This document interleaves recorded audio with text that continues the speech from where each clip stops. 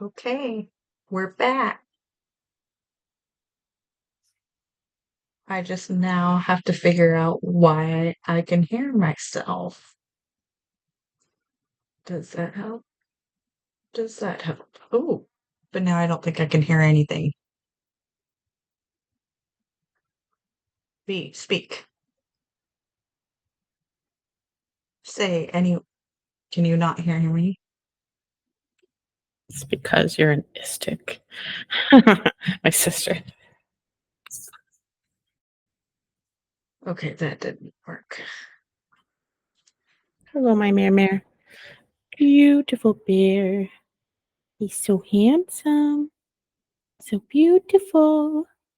Oh, yeah, I'm not muted. No, that's good. Singing to my cat. Come What here, about my now? bear. Fuck me.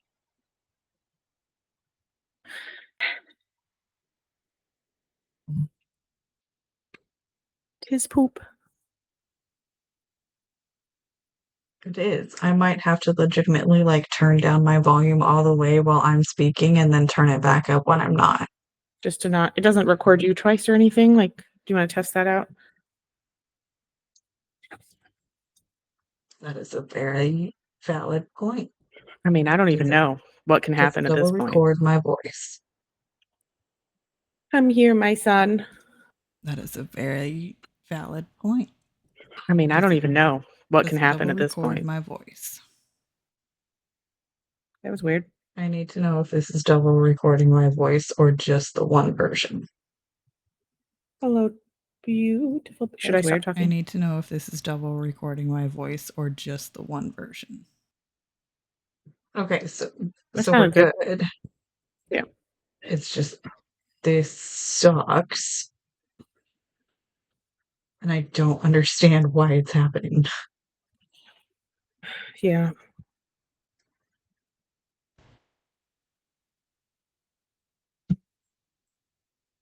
Son of a bitch. Maybe it's I think Lae'zel is a short episode.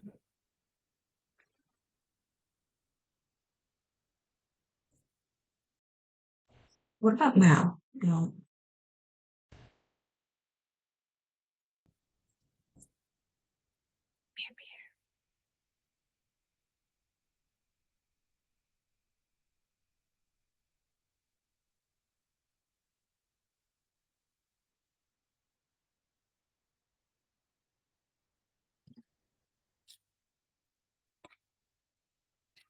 Oh, my cat ears. Can't see them. You just are the astral plane.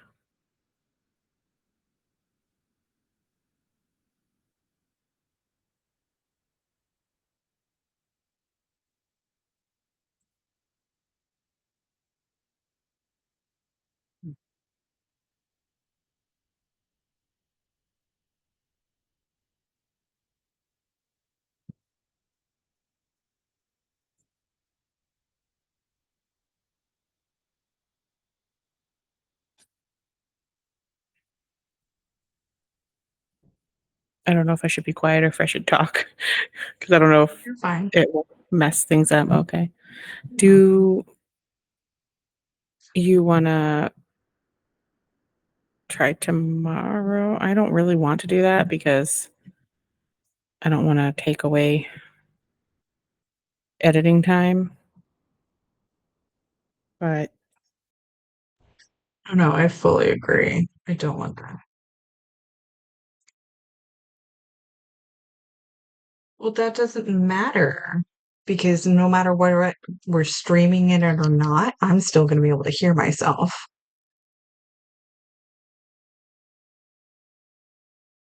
Yeah.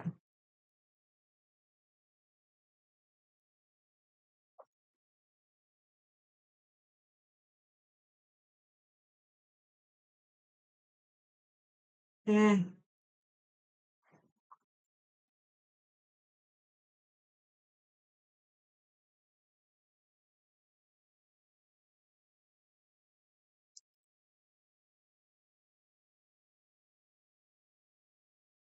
Wait only to What about now? Wait. No. Now? No. Oh, can you still hear me? But I can't hear you. Fun. Mm-mm.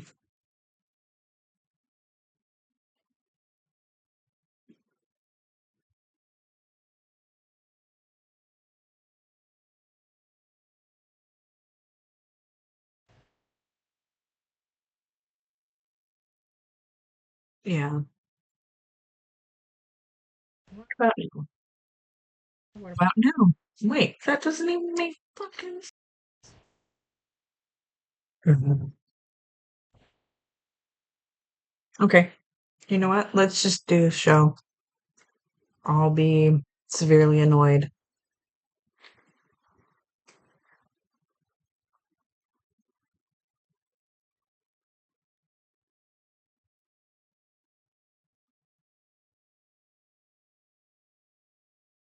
Oh, you're right.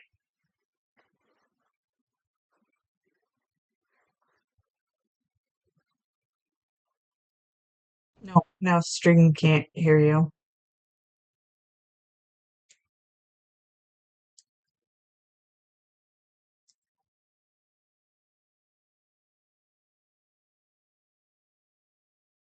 No, I don't know what the fuck happened. Oh. Super fucking cool, awesome time. Oh, wait, she says she can now. There we go. Okay.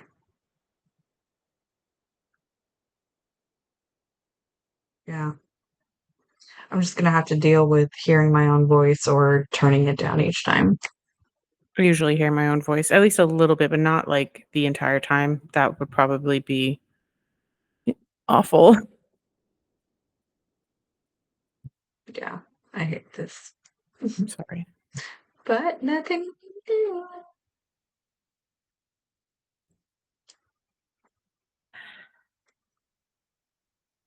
Hi, Cass. We don't normally start this late. But like I said, luckily, Lae'zel's not a super long episode.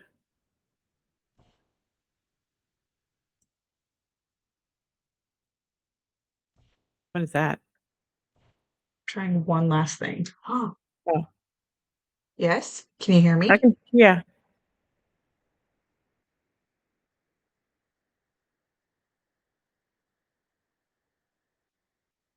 Was there supposed to be a Sam? The audio playback is currently in use. What the fuck does that mean?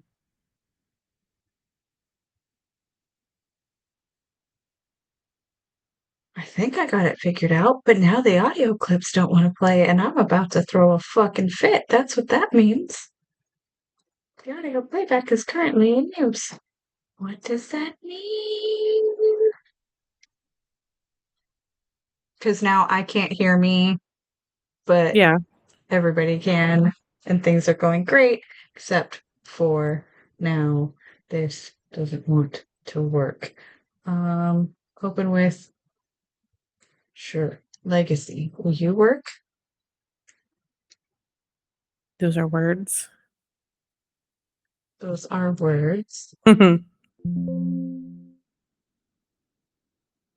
My head just floating here in the astral plane. It's like giving that scene in The Fellowship of the Ring when Elrond is like praying in Quenya or Quenya. Sorry, I'm not that great of a Lord of the Rings nerd, I guess. Um, Trying to save Frodo. That's what I'm getting. It's like that whole scene. You know what I'm talking about? Not that. It's a lion. Look, a lion.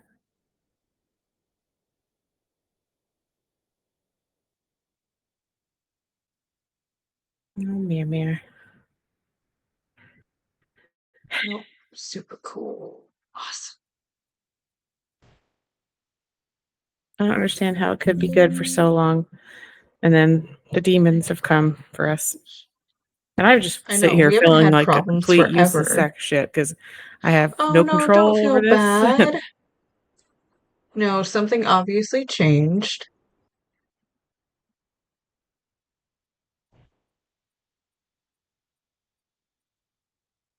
And I just need to figure out what it is.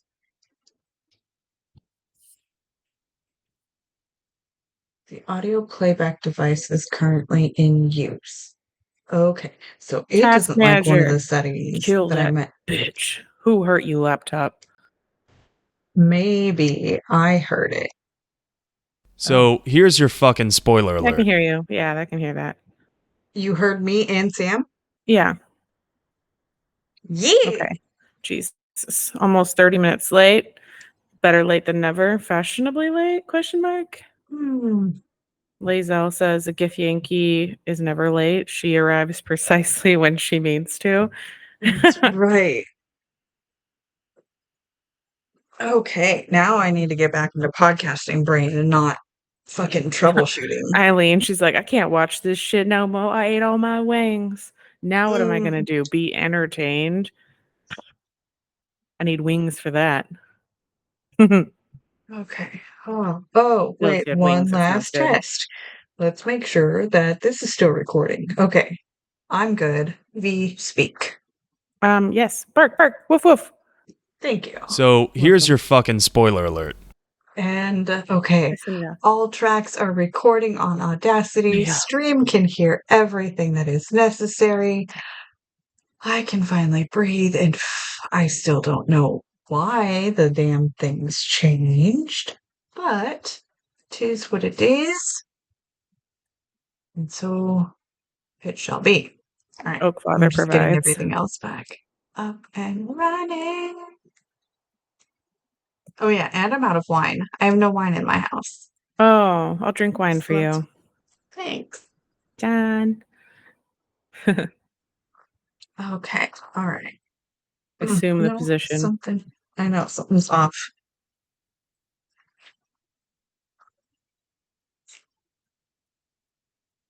Go. You ready? I'm not ready. What is this weak ass audio recording? Audacity. There we go. Why does it do that? A It recording level switched your microphone. 13%. Why? Mm. Yeah, Why does because it that's do that? helpful. I know. Actually, my recording level's set at 8%. Yeah, it's fine. Whatever.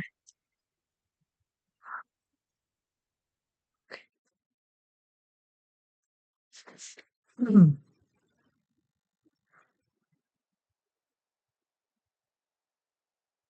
Hello, and welcome back to another episode of Two Girls, One Ship, the podcast where we analyze, rate, and review all that the world of video game romances has to offer.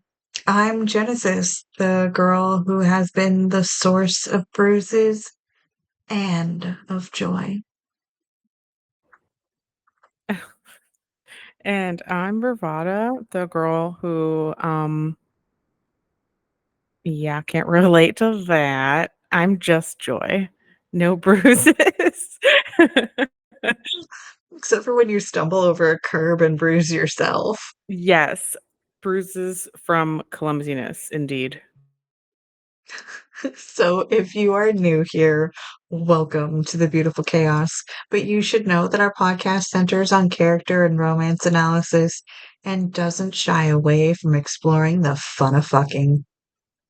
Or from the deep emotional connections built between two or more characters using specific in game dialogue. So, if you want to stay spoiler free, then this certainly is not the podcast for you. So here's your fucking spoiler alert. Thanks for the spoiler alert, N7. Act 2 spoilers abound tonight.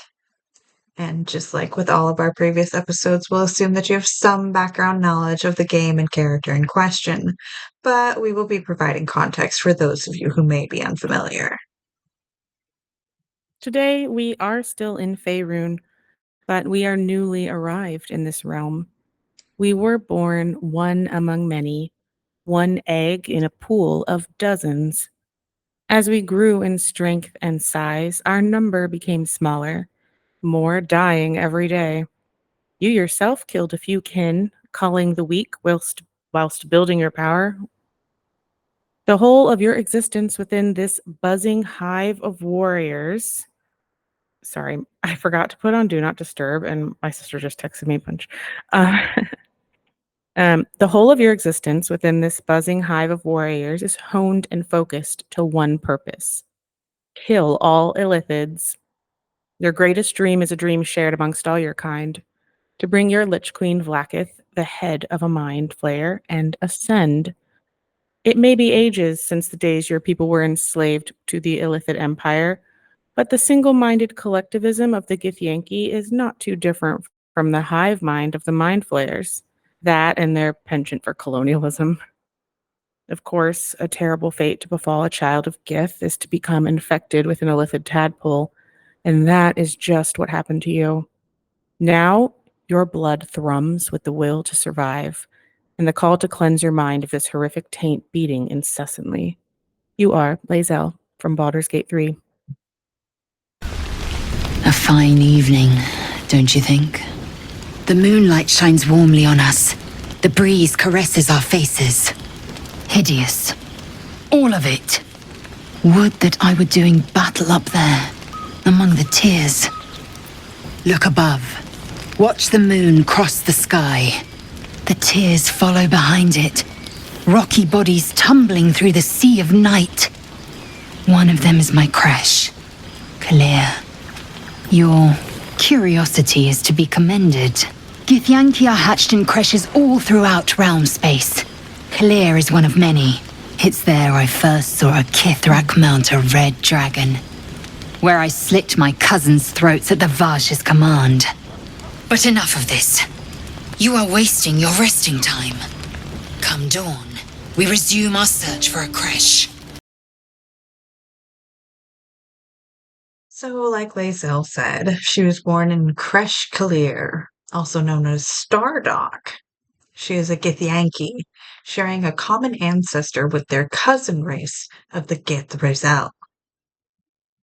Gith-Zerai? Wow, I don't know where that word came from.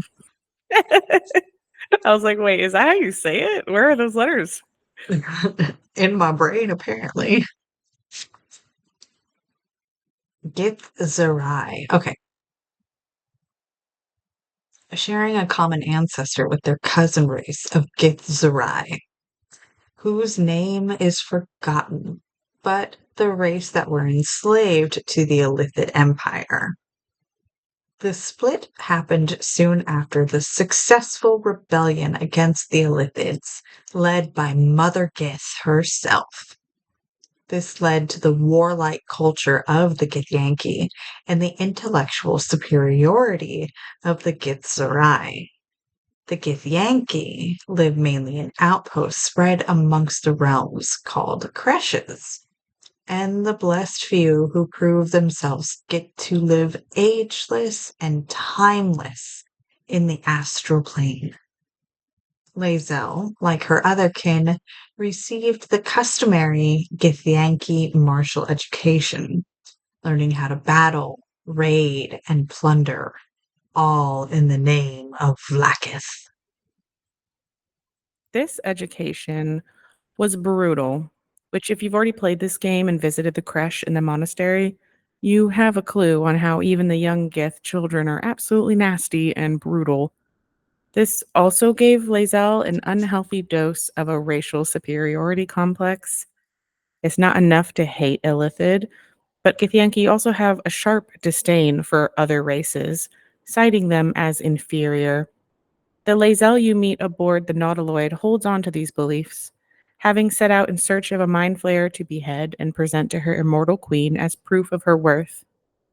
But she was tadpoled alongside you and every other companion on board, a cruel mockery of her ancestral feud with the Illithids. Some of the first words she says to you in her clipped and sneering voice is that you need to find a creche. Only there will you find a Zaithisk, a purification device, to cure you of the tadpoles. It's a compelling offer, but you'd have to go willingly in search of Githyanki, something most people in Faerun would avoid. In your wanderings during Act 1, it is inevitable that you will come across the Emerald Grove. You can find a poor tiefling You can find a poor tiefling there who has spotted a Githyanki nearby. Unfortunately, his companion didn't survive the encounter. He will tell you where he spotted the Gith, and you get to see a bit of the famed Githyanki violence. She will demand that the tiefling kneel at her feet. She will not hesitate to intimidate or harm anyone who would stand in her way to purification. She is xenophobic, arrogant, and proud of her race in a way that leads her to frequently comment on Gith culture and customs as a means to illustrate Githyanki superiority. She doesn't seem to care about the feelings of others. And to romance her, you'll have to defrost this Ice Queen. Yes, the defrosting ice queen, a very common trope for female video game romance characters for some reason. A lot of people hate Lae'zel, and I can understand it. She is rather unlikable. She's a bitch. But for me, it's something I rather like about her, honestly. Because in a game where most of your companions are keeping something from you, it's a breath of fresh air to be so honest. Brutally honest, I'll grant that. Lae'zel is no Karlak offering honesty with kindness. But Lae'zel is also a young Githyanki who, for probably the first time in her life, is working with non-Gith. The Gith are essentially interdimensional fascist colonizers, not known for their willingness to coexist with other races. She is in the same brainworm predicament as the rest of you, and this forced proximity has led to a serious case of cognitive dissonance. Any other Gith would have cut you down without a second thought. But Lae'zel's trying to cure all of you, even Shadowheart, who is super bigoted against Lae'zel right from the get. Which fair, given what we know about Githyanki, but still. Lae'zel mentions the ruthlessness of her kin time and again, but she doesn't seem to demonstrate it herself. Now, once we get to the crush, her whole world view might be shaken. But for now, we have to discuss her growing attraction to you. As a Gith, she is attracted to strength. And in fact, to be a worthy mate, you must prove yourself in battle. Once you've done this, meaning that you earn medium approval with her, she will offer a night of painful passion. But only if you haven't romanced anyone else yet. Lae'zel will kind of slut shame you in that case. Oops. Saying haughtily that she prefers fresh meat. And you missed out on her. So there will be no polyamory whatsoever when romancing Lae'zel. It's either just her or someone else entirely.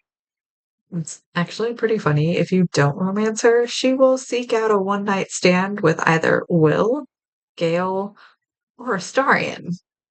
Now, she won't be able to sleep with Gale. He'll talk too much.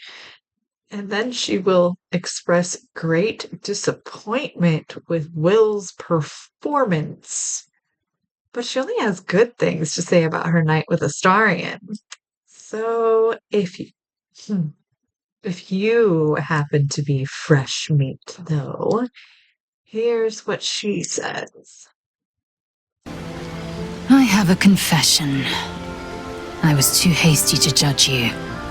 I thought you witless, gutless, unimpressively bland. Now, well, you've earned my respect and more still. You've proven your wits. You are efficient and dominant, in and out of battle. You've proven your courage. I swear you would tear the horns off one dragon to plunge into another. And you're hardly bland. Your scent alone is enough to make my neck sweat and my hairs stand on end.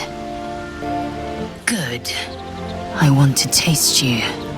Perhaps tonight, perhaps later, but I want it all the same. Do you? I love the goading way she says, "Do you?"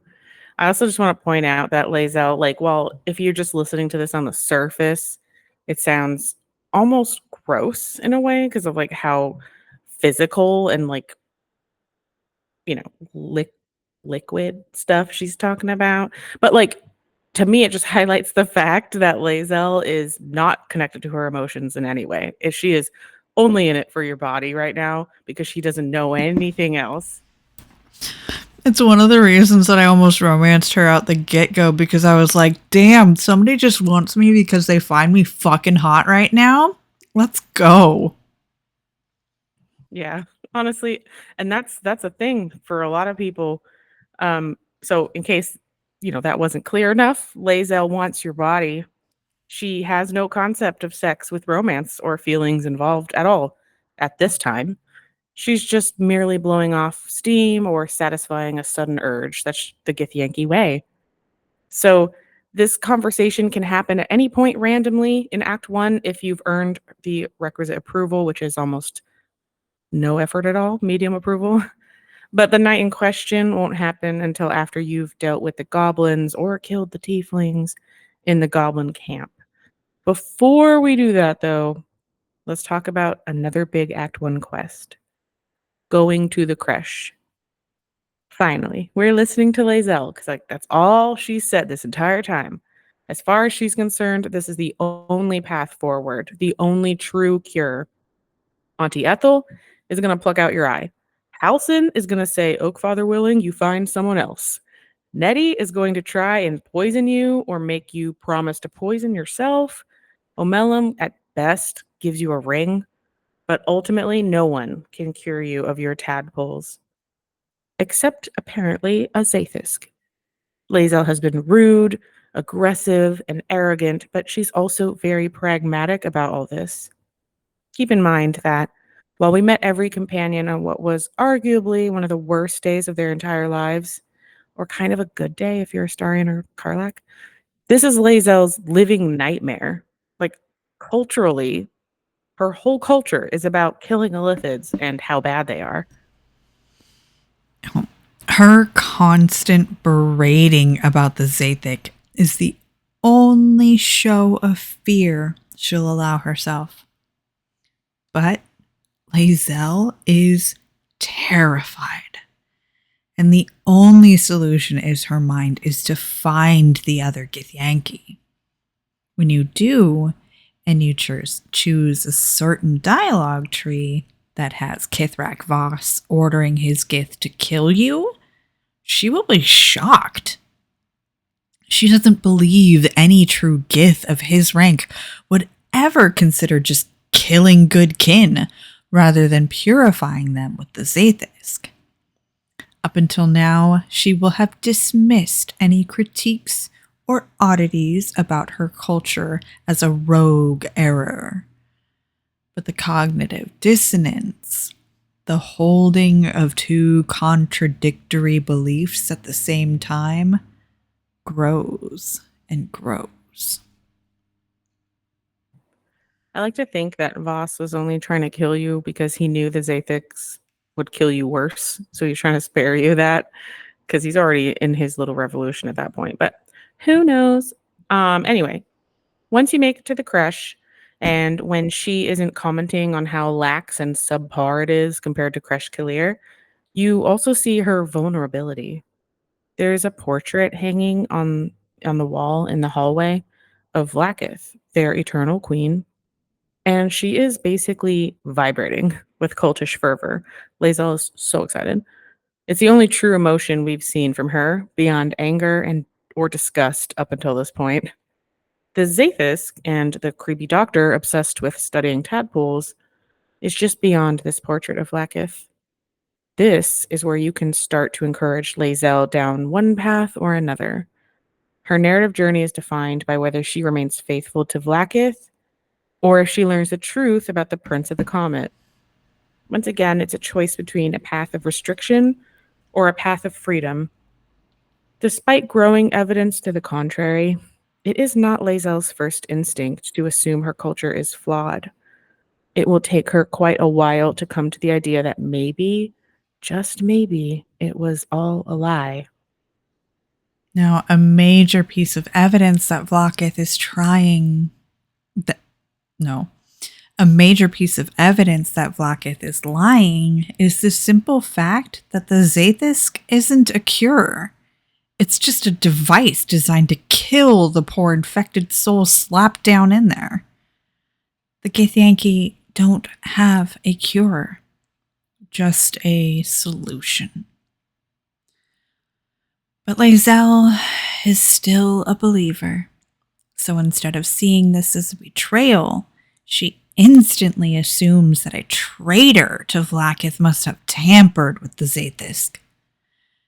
Then we get to the actual confrontation with Vlaakith herself. And whether you're forthcoming about the artifact or not, Lae'zel's prime concern is the supposed traitor. But of course, there is no traitor. I mean, unless you count Kithrak Voss, but that's a whole nother story. So, you go down into the bowels of the monastery and confront the Inquisitor and Vlaakith herself. She charges you with a seemingly simple task. Kill the invader inside the artifact, and she will reward you greatly. She will even ascend Lae'zel, the ultimate dream of all young Githyanki. Lae'zel assures you, you will do this, or you will die screaming at the end of her sword. But also Vlaakith will kill you dead immediately if you refuse. So, don't do that. Did you ever do that? Because I did. No. I thought I should be like a little sassy douche to her, and she smote me, and my game was over. Instant reload.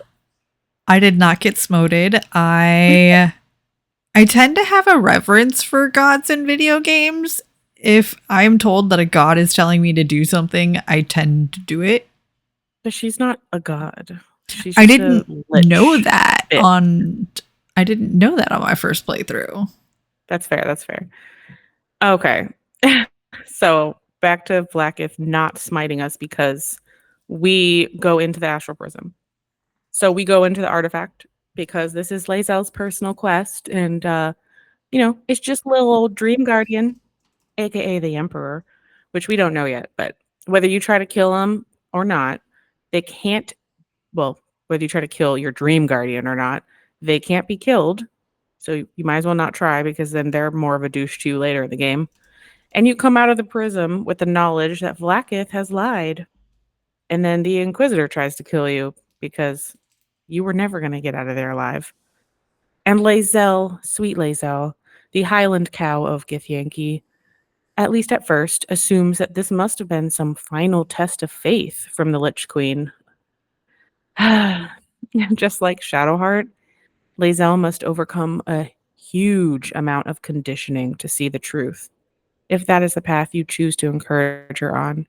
We are going to assume you are pushing her towards defying Vlaakith, and we're going to talk about her various endings either way later on, but definitely defying Vlaakith is the better option for Lae'zel as an individual.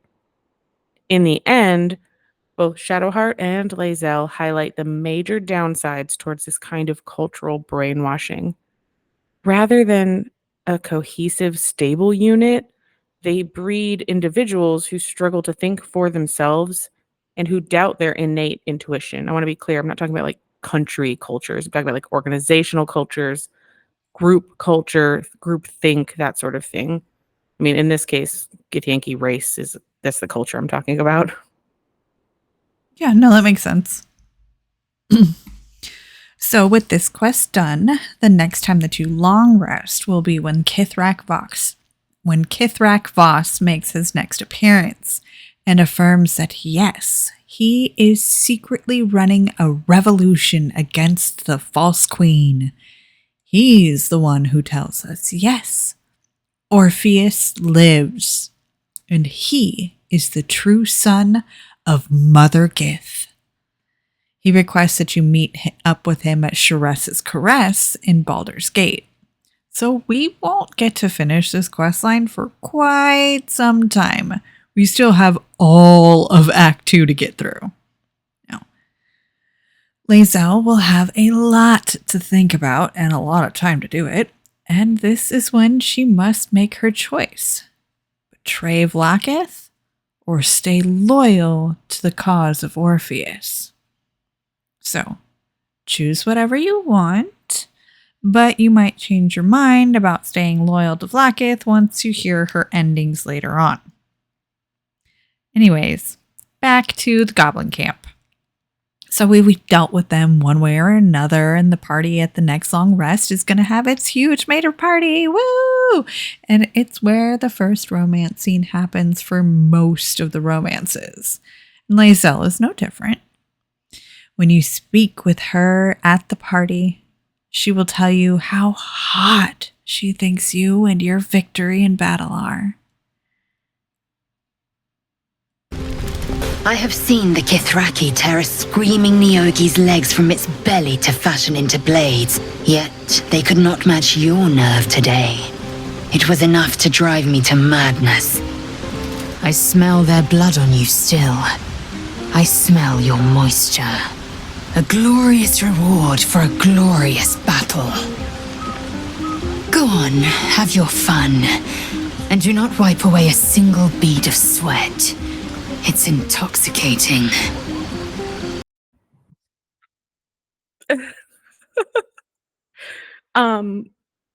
Okay, so like even her flirting is intimidating. I mean, it's not necessarily the way to my heart, but I love a woman who knows what she wants. I think it's funny that her and Gale actually don't get together if you aren't romancing either of them, because like he has a certain preference for natural musk as well, apparently. They might have got along very well, I don't know. Anyway, the night is young, and so is Lae'zel, and she's ready to put that fit gith body to use, putting your character's body to its limits.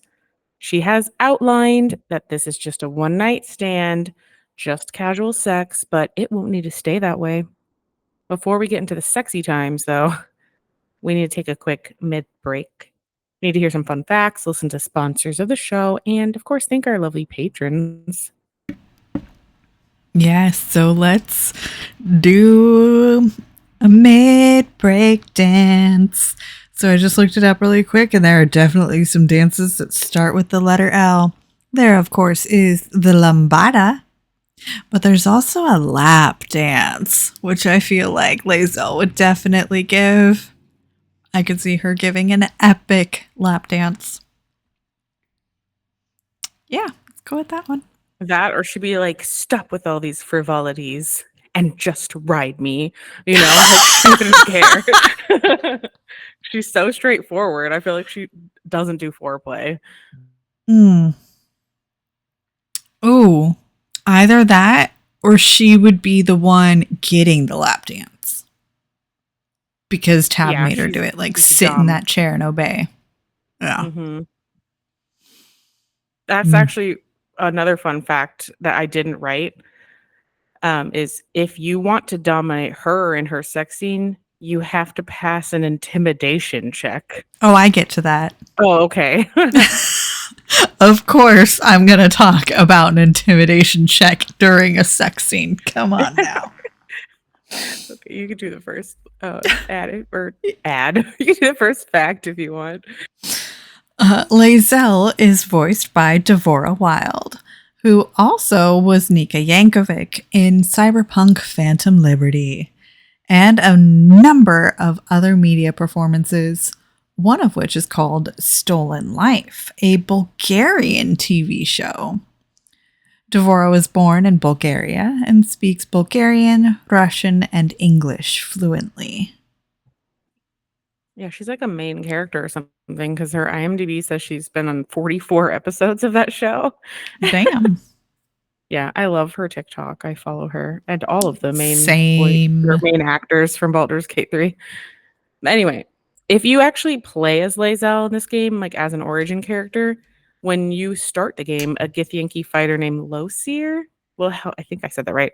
Will help you aboard the Nautiloid in the beginning instead of Lae'zel, but he will probably die once it crashes, at least giving you some Gith armor early on for like Shadowheart or something. That is one of my future playthrough plans, is playing as Origin Lae'zel, romancing Karlak. Ooh. Loot his body, then you get armor. I Yay. will. Yay. All right. You can visit Kresh Kalir, aka Stardock, in the D&D campaign Waterdeep, Dungeon of the Mad Mage, which I think is really cool, and I need to see if I have this one shot. I'm pretty sure I do. Mm-hmm. I thought it was cool. I know. So there wasn't many fun facts about Lae'zel because, like I said earlier, she's like super honest and you know everything about her. But I looked up Githyanki lore because I haven't played that much Dungeons and Dragons, but so you will hear Lae'zel talk a little bit about this in game. So their capital city, Tunareth, I think, is located. Okay, thanks. When I see that word, it makes me think of like Tir na Nog, but that's like Irish mythology. Anyway, so located in the astral plane, it is built on the remains of a 6-armed deity known as the One in the Void. And one of the audio clips we have later in the episode will have Lae'zel referencing the One in the Void. I saw an art of this, and I'm like, of course the Githyanki would build their biggest city on a corpse. Like, duh. Yeah. Yeah. It's also like nowhere. It's like built in inside of a deity, a dead deity. I love it. Like, how many gods are just dead floating around in the astral plane? Like, I don't understand. I also want to know what creature Orpheus is in. Like, because you look at it and it's a skull. It's a skull. And so I want to know who's, yeah.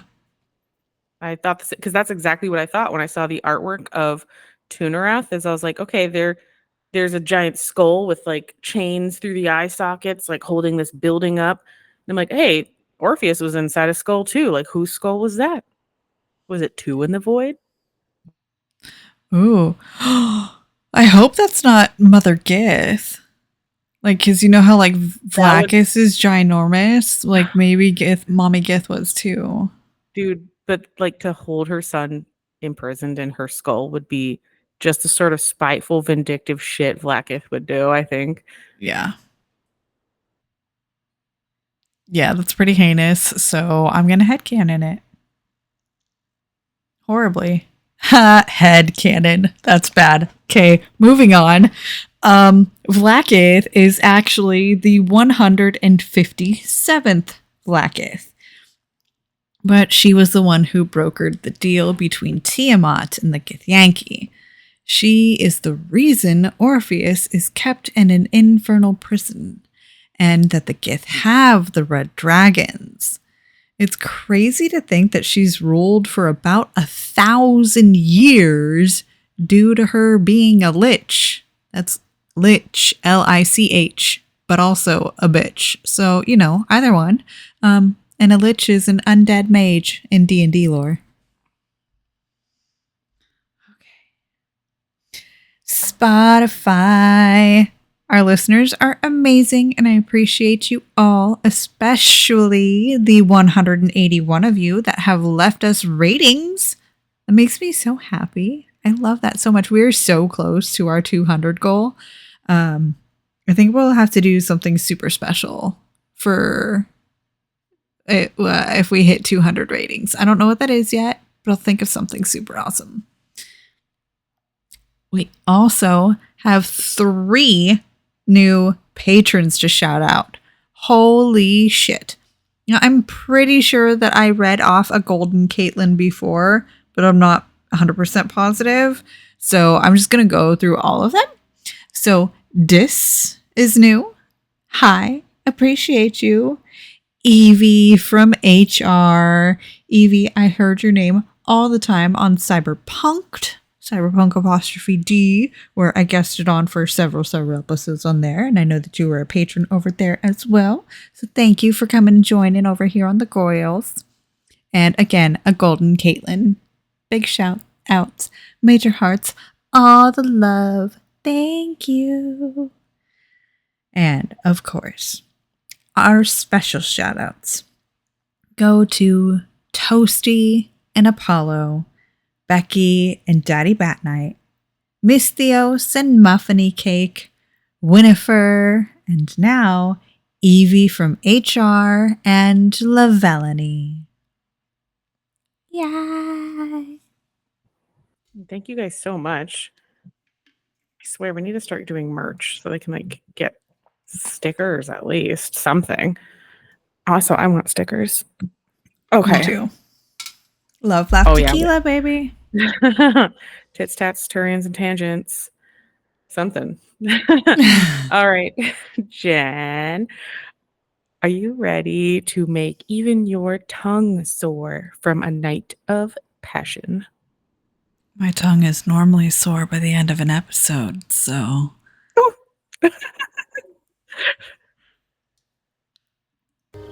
Gift train relentlessly. We know our bodies inside and out. Let me show you. Close your eyes and submit.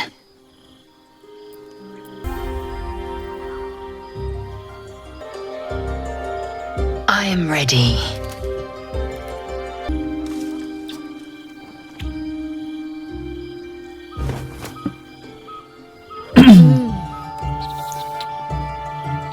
You awake in pain. Your back, your hands, even your tongue ache. It's time to rise. Dawn is upon us. Time for pleasure has passed. I might take more later should my whims so carry me. Up now. The sun soon rises. Every breath, every blink proves exhausting. A long day awaits you. Now, this scene starts out with Lae'zel leading you to the back of the camp with that broken down archway and stone walls. You know the spot. She strikes a very sexy door pose, and then you tentatively follow her in. Now, when you look back up, she is striding towards you, completely naked.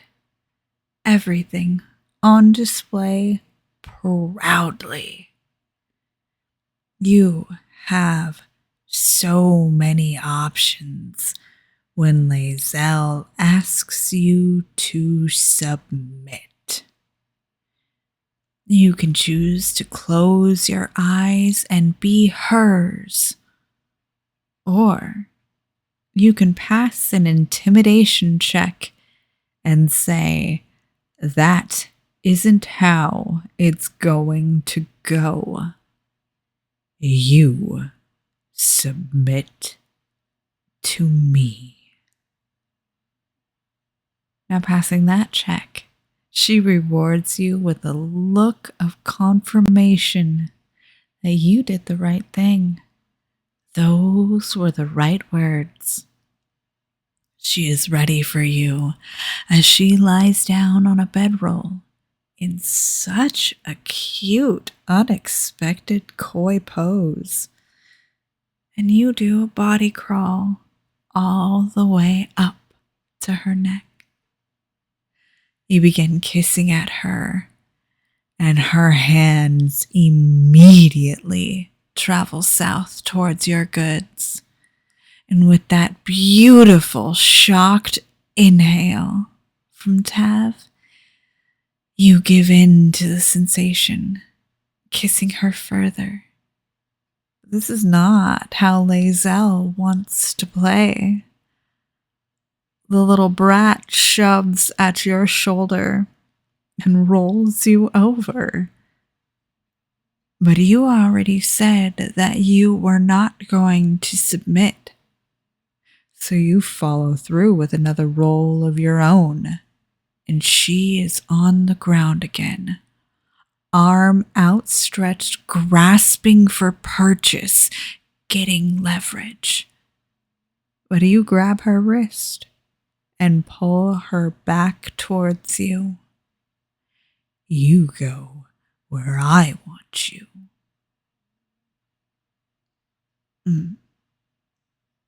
Now, overall, for me, this scene aligns with the Lae'zel that we know to this point.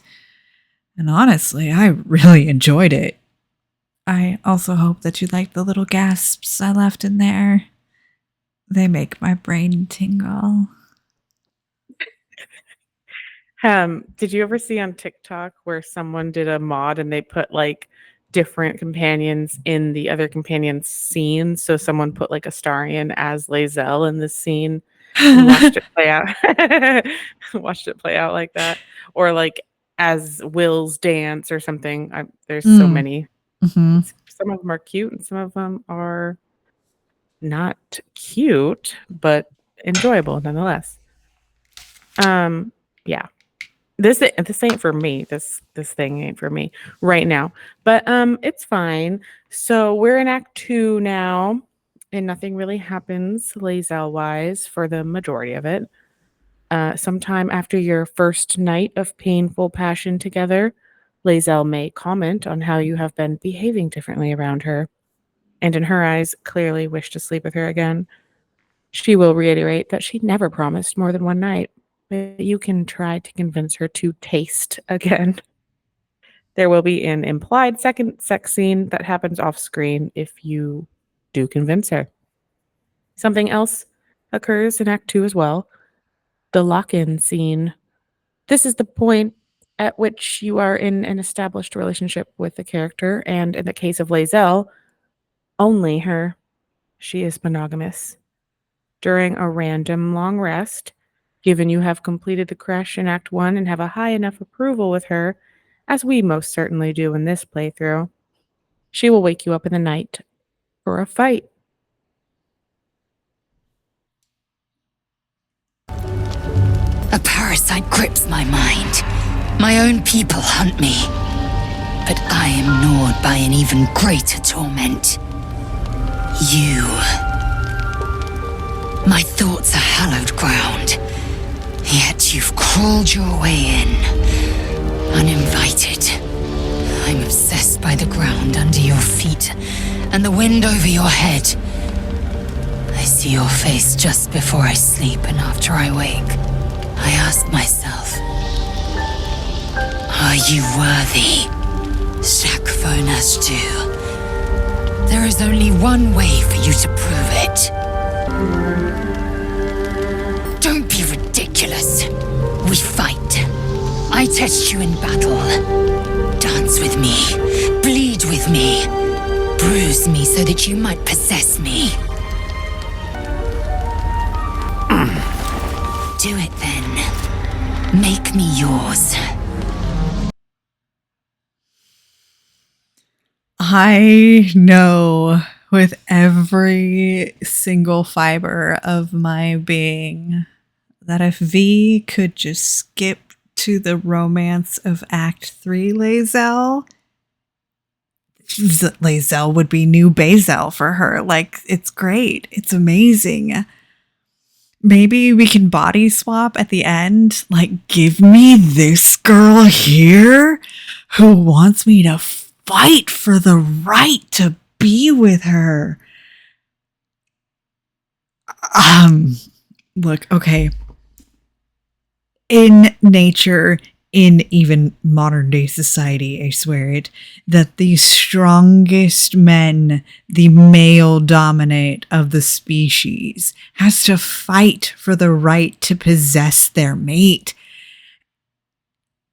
For the Githyanki, that part just doesn't matter. You still have to fight for the right to have your mate. And instead of fighting a rival or a competitor for the mate, you have to fight the mate themselves. Look, I've sparred. I've fought with partners in the past. I mean, not necessarily like a conquest like this. Like, I didn't have to beat up my husband in order for him to say, yes, I will take you as my spouse. No, but I don't know. I like that I got to let her. She bled me too. It's not like I just stood there and wailed on her. She hit me back. Sorry. I mean, it's an actual combat sequence. Like, it's not a cutscene of fighting. It's you actually fighting Lae'zel, and she will disparage you if you use any poisons or potions too. Like, you're literally fighting her. Mm-hmm. In the real sense of the word. And the part I liked is when she said, "What makes you worthy?" or something like that. I loved that because I think for me, when I hear Lae'zel talking, like, some people critique the fact that she's so obsessive about you, and she uses the word obsession, and like how your bruises mark her and mark you with her bruises that she gave you and stuff like that. And it's possession and obsession. But like, I feel like it's because I mean, that's just like gift culture. She has no concept of what love is. So what I think she's feeling is she's falling in love with you, but she has no idea what that is. So she's like, "Oh my God, I'm like obsessed with you," you know? Um, and then she's like trying to do the whole thing of, "Are you worthy? So fight me, bitch." I Yeah. don't, I've never been in a fight. I mean, I've been in plenty of verbal fights, but never a physical one. I'm a soft, squishy lover, not a fighter. So I wouldn't do this. I mean, unless she was already to the point of like, I want to protect you versus I want to fight you first, then she can protect me forever. I love her so much. I love Lae'zel. Like, she's my best friend in every playthrough. But yeah, this is what keeps me from romancing her because it starts off like this and it's just never the character I'm playing because I usually just play some aspect of myself and there's no part of me that finds this attractive. Okay. So I have a few more thoughts on this, but I really feel like we need to play the next clip first.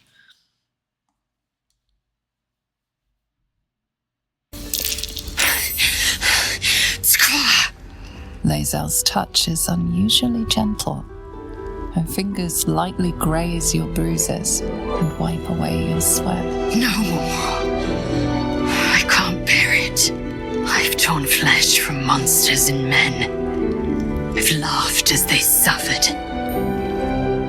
But you, I don't want to hurt you.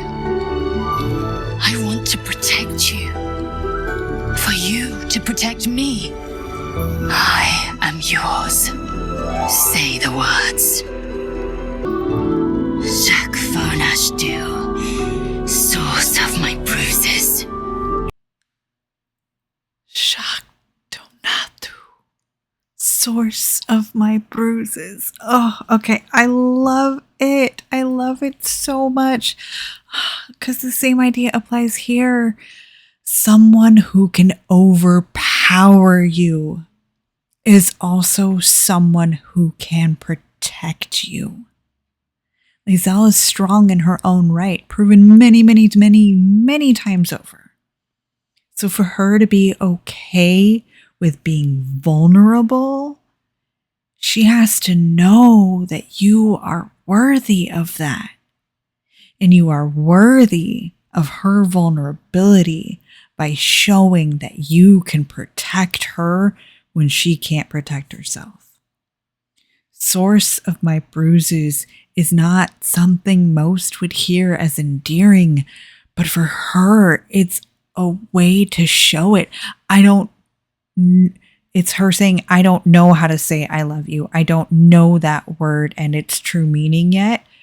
But the fact that you are somebody who you are now somebody who can hurt me. And not necessarily in the physical aspect of it, because anybody can walk up and punch you in the face. That's not how I feel she's saying this.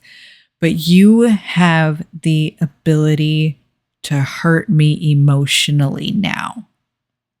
because I have let you beyond that wall, beyond that barrier. You are the source of my bruises. Yeah, I think that affectionate pet name is obviously very Githyanki centric. It doesn't work. It doesn't work at all in the real world. Like this, no one would look at someone calling you, like giving someone bruises out of love. Like that makes no sense. It is not good in the real world. This is a fantasy setting, obviously. People have pointed out, like, oh, well, what if Lae'zel was a man? Like, can you imagine how that dynamic would play out if a man said the same thing? And it's like, yeah, culturally for Githyanki, I think it would make sense. Like, I'm not looking at it as a like a DV situation, because that's what people are trying to portray. It's like it only works because she's a woman and barely even then. But I don't think that it's a gift thing. And also to me, I think that must be some sort of endearment in Gith language. Mm-hmm. But I don't think that that's what you are to her, even at this point. Because later she gives you a new nickname, and I think that's what you've been the whole time. Like after you've gotten past her walls and you are now embedded beyond them. I think you've always been the nickname she'll get to in Act 3. She didn't know what else to call it. Honestly, like she has no concept of this. They don't have it in their culture. They don't have it's almost like in Mass Effect when the Turians would kind of just have sex to blow off steam, but to such an extreme degree that the Turians don't do, because the Githyanki are so much more warlike than the Turians are even. Like they have breeding programs. Only certain Githyanki are allowed to lay eggs, and the other ones just have sex to literally blow off steam or because the urge took them. They have no emotional connections. They don't know what that is. There's no like nuclear family units in Githyanki culture. So this is the word she Right. has for what she thinks you are right now. And I assume that it's more of a tribal upbringing, because if one female Githyanki is the one that's laying the 30 eggs, there's no way that all those 30 Yeah. kids are calling her mom, No. That's not how that's They going to don't. work. Yeah, we saw how it worked a little bit in Kresh Elec, and it's like the kids are already being raised in the cruel, like laughing at pain sort of way that you see those kids playing with. I don't remember what that thing's called, the thing that's allergic to magic, so you can't use spells on it. The kitty They're like, type there's thing. one in a chest, and they're like tormenting it. Those little kids with their mage hands. And it's like that's the culture they're raised in. The kids will comment on you all the time if you talk to them in the creche. Like they don't have parental love even or familial love. How many cousins did Lae'zel kill herself? Like she doesn't know what that is yet. This is the first time, like, yes, they're a collectivist society and they're allegedly all working towards the same goal, but the goal they're working towards is becoming fodder for Vlaakith, unbeknownst to them. So no, they don't have the same communal sense that most collective societies in real life have, where everyone's trying to help everyone else. They're just a ant hive, like working towards one goal, and they're all able to be sacrificed. None of them matter at all. Right. Oh, I had one more thought and then I think I lost it. Oh, right. So this whole fight scene also reminded me a little bit of a scene that you can have with the Iron Ball. When you bring him back from the fade, or, like you come back from the fade. And he has these feelings of like, I don't know what to do with this level of fear that I'm holding on to. And he's literally asking Cassandra to beat him with a stick. And then he asks you to do it. And if you go through all of it, it's like, please, like, I need this level of pain right now in order to process the emotions that I'm dealing with. I can also see that a little bit with what's going on with Lae'zel here. Yeah. I think Kunari are very similar to Githyanki in a lot of ways as a culture. They're all cog in the machine people trying to spread their superiority. Although, unlike Kunari Gith don't allow for just anyone to come believe what they believe and be a part of their culture. You better just Right. have a flat nose and serrated ears, or you ain't cool enough. Yeah. I forgot I wrote down one more thought about how she speaks in this audio clip.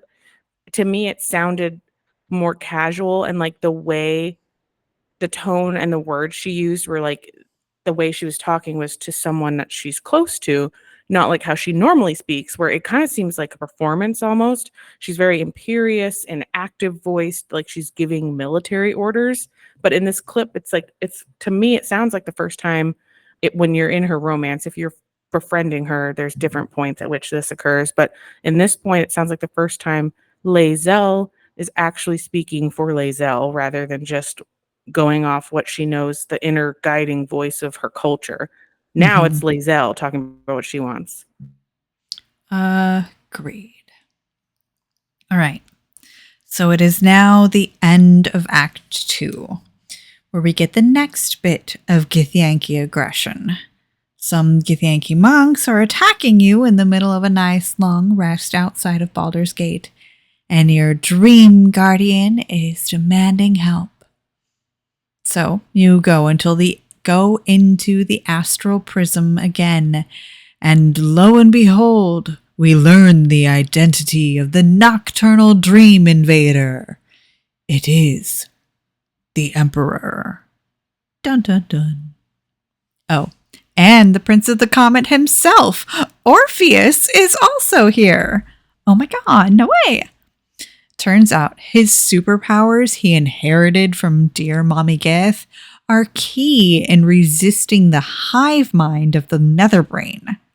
The Emperor is just borrowing that power, and it's clear that Vlaakith meant for you to kill Orpheus, not the Emperor. Or perhaps both. Not quite sure. She never really says. Now, the revelation that Orpheus is still alive is the final death knell to Lae'zel's loyalty to Vlaakith. No, as she's already doubting. Or she will label Orpheus as the traitor. No matter what, though, she has you by her side. Shak Vonash Du. I thought I'd seen the whole of you. Mighty as Tiamat's dragons, monumental as the one in the void. But now, I see more in you still. You are iron and steel, yes, but you are also silk and satin. Soon, I would know you again. Not to claw you, but to caress you. Not to be burned in your heat, but to be bathed in your warmth. Truthfully, it took more courage to ask for a soft touch than it would to meet the gaze of the ninefold dragon. Thus far I've taunted you, devoured you, battled you.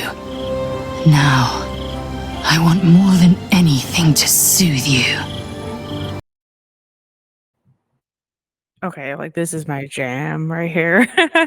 Okay, this is so my jam. So my thing is like what we were just talking about with Githyanki culture, like they've beaten the weakness in their mind out of their children, but vulnerability and sensitivity and compassion and gentleness are the opposite of weakness. Like that, those are some of the strongest traits you can have because it hurts so much to put yourself out there and to be that way in a world that is just pain, that is just iron and steel so many times.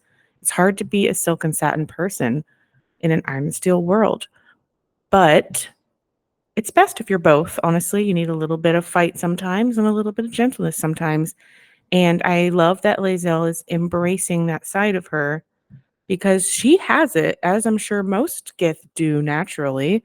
Like she's her tempering as a child growing up, and now she's a young Gith adult.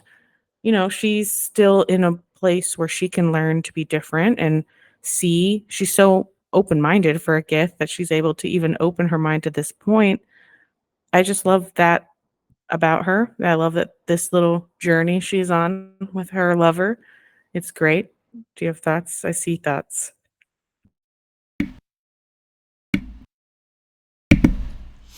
Yeah, sorry. I read too much book porn, and when you said satin and lace and steel and iron, I was like, are we going to start talking about velvet wrapped steel? His velvety hardness. Mhm. Yeah, I read book porn too.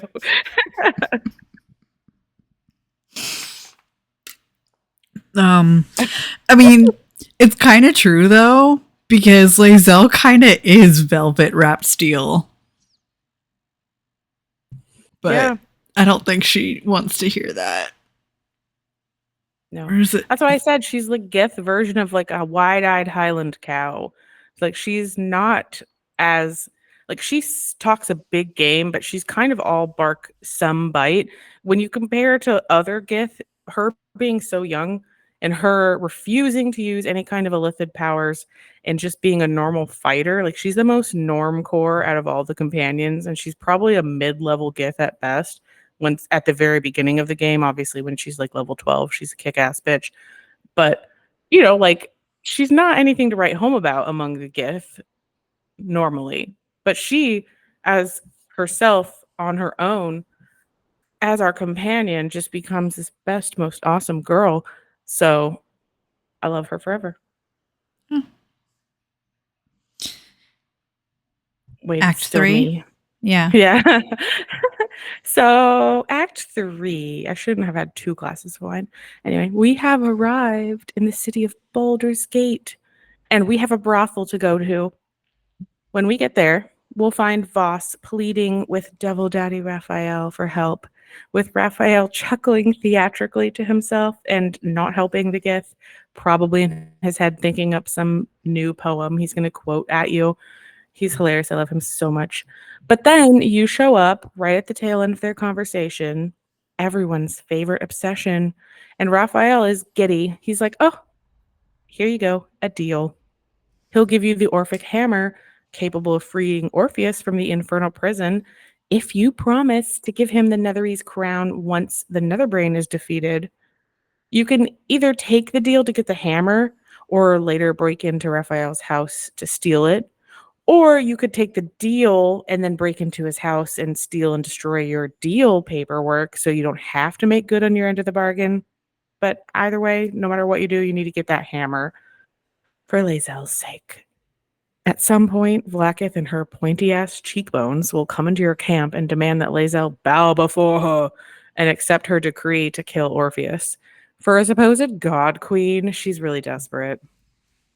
Ugh, why are you so obsessed with me?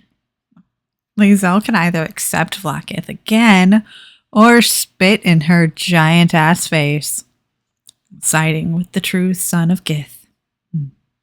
The rest of her personal quest must wait for the final battle, as the Emperor won't let us back inside the prism until then. Before we make our way to the little canoe over the deathly still waters of the Morphic Pool, Lae'zel has something truly beautiful to show you. Get up. There's something you should see. I know it's early, but this couldn't wait. Watch. I used to hate that sight. The glowing sky, the long shadows, the fading stars. I lived for the red of blood and the black of death. Now, I see the colors between. Look at the sun. What do you see? Beauty. The dawn was my torment. Rustling leaves, agony. I couldn't wait to escape this place. Now, I revel in it. I revel in you. You showed me the betweens and beyonds. Between war and peace. Beyond passion and obsession. Most importantly, you showed me freedom. There's more, but I don't know how to say it. I don't know what to call it. I just know. Whatever comes next, I want you near. When all this is over, will you stay with me? For good.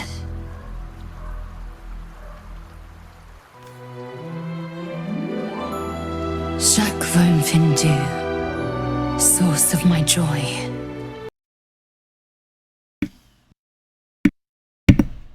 It is so good.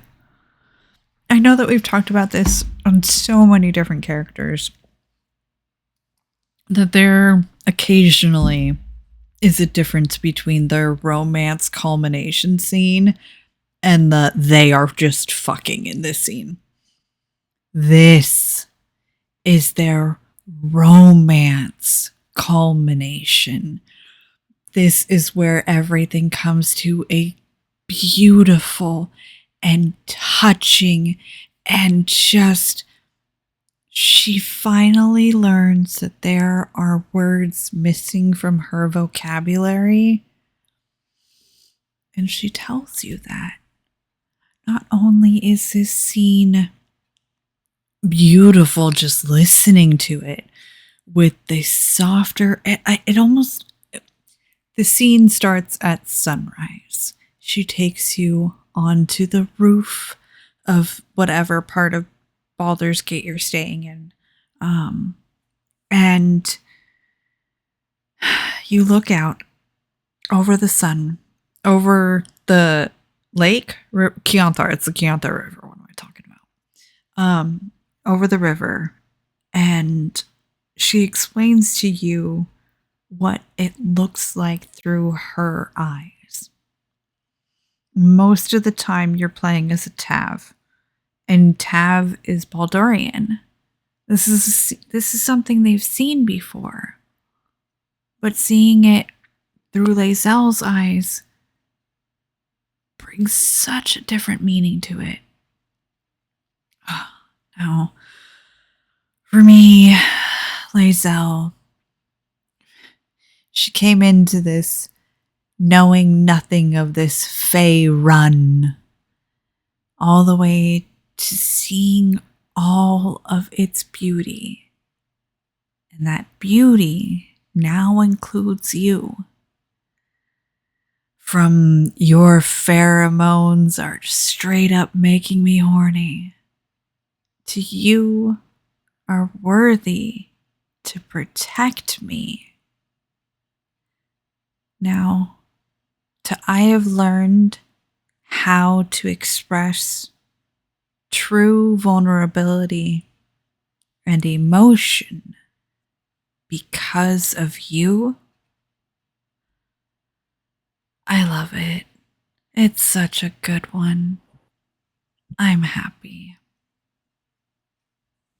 I distinctly remember when I first watched the Lae'zel romance video back when, like, before we even started doing the Baldur's Gate episodes.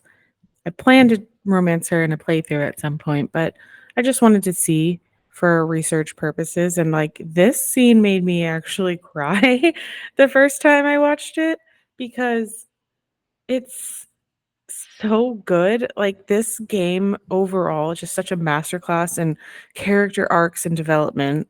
And like, I can't even think of a game where the companions are as well-rounded and as emotionally attached to, like, I'm emotionally attached to them as strongly as I am in this game. Like, Dragon Age comes very close, Mass Effect comes very close. It's very, very close, but most of my attachment comes from nostalgia with those games. Like, this game is new. This game does it so well. This game does it the way I wish all games did, romance, you know? And for Lae'zel, it's like such a wonderful just 180. Like, to think this scene she's describing to you and woke you up for, as she said earlier in the game, you're wasting your resting time. And now she's willing to waste your resting time to show something to you that's super cute and beautiful. And to think when she was a little Gith girl, she was up on this asteroid trailing after the moon, looking down on Faerun with disdain because she was taught that. And now she can see what life is worth living for because she didn't know what that was. Like, her whole life was about bringing the head of an Illithid to Vlaakith to be ascended, which she doesn't know what that means yet. And we're going to talk about that in just a few minutes because that is a possible ending for her in this game. And it is a possible ending if you romance her, because she can stay loyal to Vlaakith and you can romance her. Although I don't recommend it because you don't end up together. If you want a happy ending, it's not that one. But yeah, this scene is so well done. Like, I would have never imagined that the Lae'zel we meet on the Nautiloid is this same Lae'zel. And the fact that it makes sense after you've played through the game just goes to show how well written it is. Like, well done, everybody, and performed. Like, God, Devra, please, you know? Right? So good. And, you know, I know people who absolutely love her and love her romance. And it's funny because I was like, I don't, like, the person I talked to the most about it is like, I don't see you as a Lae'zel-mancer. Like, this is not the relationship for you. What are you talking about? And then I get to this Act 3 scene and I go, oh, now I get it. You were willing to put up with and fight through the I want to lick the sweat off of your balls, you know. That now makes sense to me. But like, she's got multitudes, you know. That part of her is still there. Oh yeah. It's like she's just grown, and I love. That's what I'm saying. Like, back when we were talking about her source of my bruises nickname, I really feel like that must be like some Gith cultural endearment. But now, source of my joy is what she's always felt like this whole time. This is the true nickname. Oh, okay. We have one last part of the game to talk about, and that is endgame. There are a number of ways that this game can end, so here's your fucking spoiler alert. But you probably already know that by now. But specifically for Lae'zel, these are the following endings. War against Vlaakith with Orpheus. Tasked by Orpheus to kill Vlaakith, or Ascension. The only viable option if Lae'zel is loyal to Vlaakith is to kill Orpheus, whether that is letting the Emperor do it, or if you betrayed the Emperor, she will kill him after the final battle. But that will lead to her ascending, which is just Vlaakith killing her and sucking up her life force as the little energy vampire that she is. Probably. The door closed before we could actually see what happened. But the scene was creepy, and whatever it was wasn't good. Withers will confirm that she is gone, that he cannot sense her anymore. And that is that. It's obviously not ideal for Lae'zel or for you as her lover. But if she declares her loyalty to Orpheus, she will either fly off with him on the Red Dragon to battle Vlaakith, or fly off in his stead if he becomes a mind flayer and dies. Yeah, or you can do what I did accidentally, kind of, on my first playthrough. The option where you have the Emperor eat Orpheus's brain, and then you can succeed a super high-level dice roll to persuade Lae'zel to stay with you as a lone wandering Gith, not under Vlaakith's control, or a part of the Prince of the Comet revolution. While this allows her to live life on her own terms, It must be lonely for someone raised in such a collectivist society. I think it's obviously still better than being energetically eaten by Vlaakith.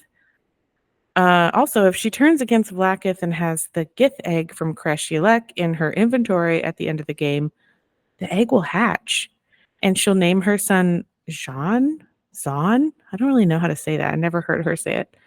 And it means freedom, and she will vow that he will have the freedom to choose his own path, which I think is super cute. I actually didn't get the Gith egg my first playthrough, but I have it now, so I'll see what that entails when I finish this playthrough. Yeah. Okay. So I've had a couple different ways that this is all played out. Most of the time I side with Orpheus or actually, no, hold on. Every time I've gotten the hammer and I have broken Orpheus free, whether he is then eaten by the Emperor or he's then turns into the Mind Flayer, I've been back and forth on those. I have also romanced Lae'zel on my dirge run.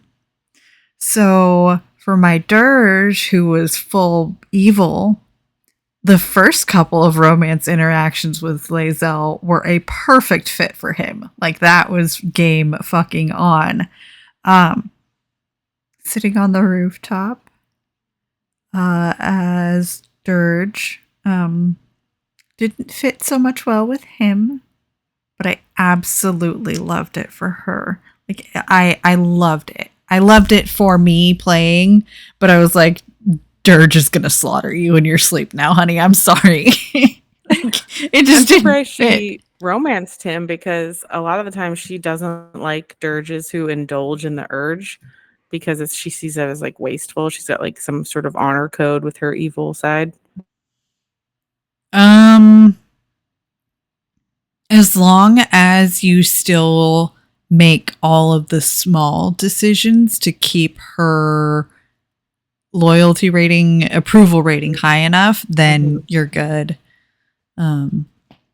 So now on my run after that, where I'm now romancing Will, I kept her loyal to Vlaakith, and the Emperor killed Orpheus. I didn't even go to the House of Hope. I didn't get the hammer. I barely spoke to Raphael at all.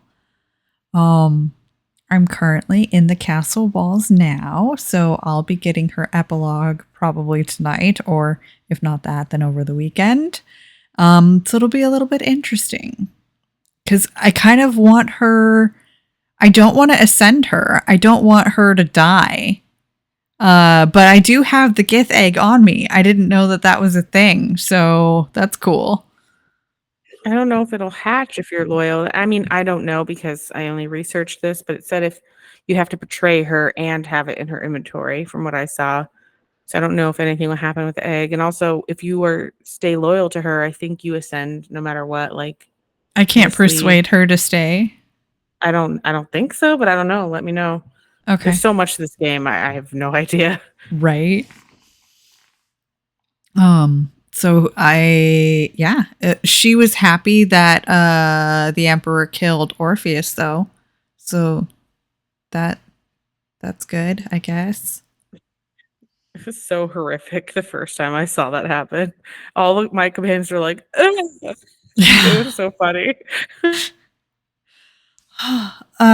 So one thing that we didn't bring up in this, and it's kind of like one of my final thoughts that I had about the Lae'zel romance, was I'm big on PDA. I'm big on physical affection, and so are all of my tabs. I kiss whoever I'm dating at least twice, if not more, each and every time I load up the game. Like, load in, go and kiss my current lover. And then right before I hit save at the end of the night, I also give them another smooch because I love that. I didn't like the fact that I had to pass a persuasion check in order to convince Lae'zel that having downtime camp kisses was a good thing. That felt a little bit icky on my part. I didn't want to have to Do you like to do roll. it? Sorry. Do you No, like go to do for it it. one time or Yeah. every time? No, just the one time. Okay. Yeah. I am not a huge PDA person, but I still think, yeah, like, I don't know what else you could have called it, but persuade, like that particular word sounds manipulative in the context of like a physical affection interaction. So it kind of sounds like you're like, come on, like kind of bullying her in a way, even though that's not how it plays out. But like you could read it that way, I guess. I I don't know. think I wouldn't have minded it as much if it was a conversation, like not a dice roll persuasion check. Because with a dice rolled persuasion check, you can cast friendship, you can cast guidance, you can magically disable her to be more willing and perceptive to receive your sexual advances. So it's a stretch, but it's almost like I'm gonna roofie you for a second so that way you're more compliant to do what I want to do with you. And I didn't like that. I still did it because I wanted to see all of her kisses because I do a romance podcast and part of that is the research of being able to see all these things. But in that moment, I didn't really like the fact that I had to persuade her to do it. I wonder if I wouldn't be surprised with this game, but I wonder if you don't persuade roll that. I imagine that's like in Act 2 after that fight scene. And then if you wait till after the Act 3 sunrise scene, I wonder if you don't have to persuade her anymore. That would be nice, but I'm not sure if that's real because I haven't played it that way, so I don't know. That's a valid thing. Okay. Yeah. I mean I have strategic saves. I could go back and play it for a little while or go and see if maybe,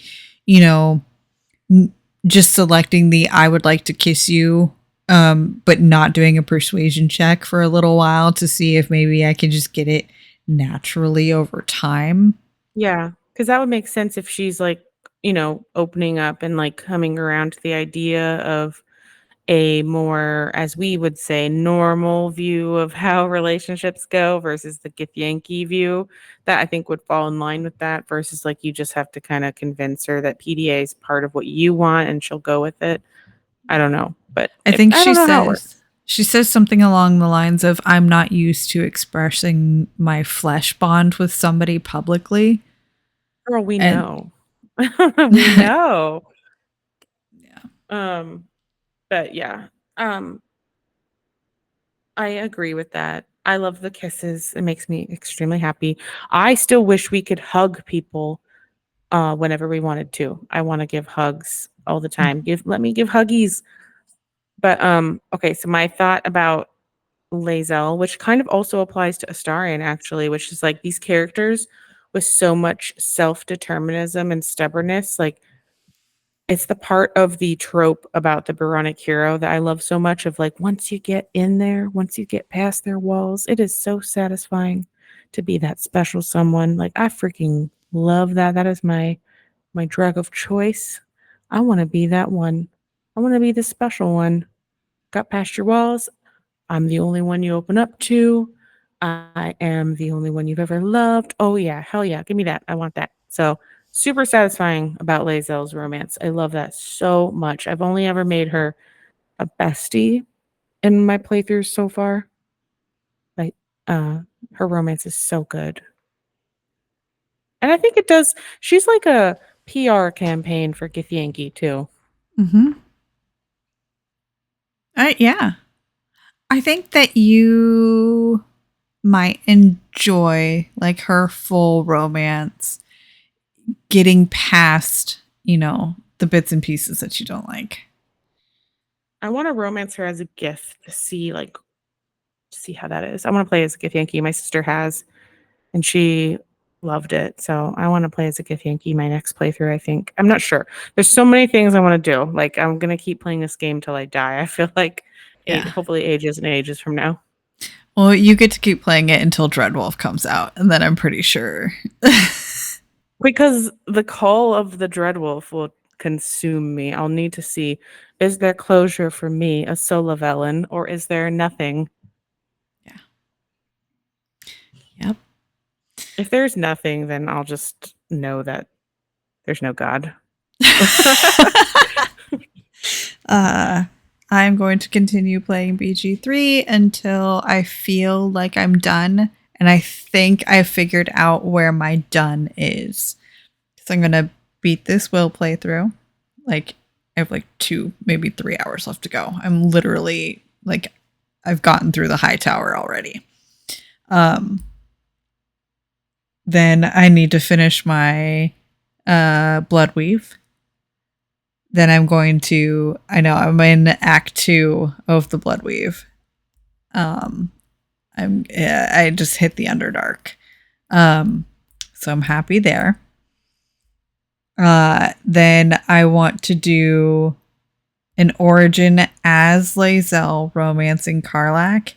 And then the only person that I will have not romanced yet will be Shadowheart.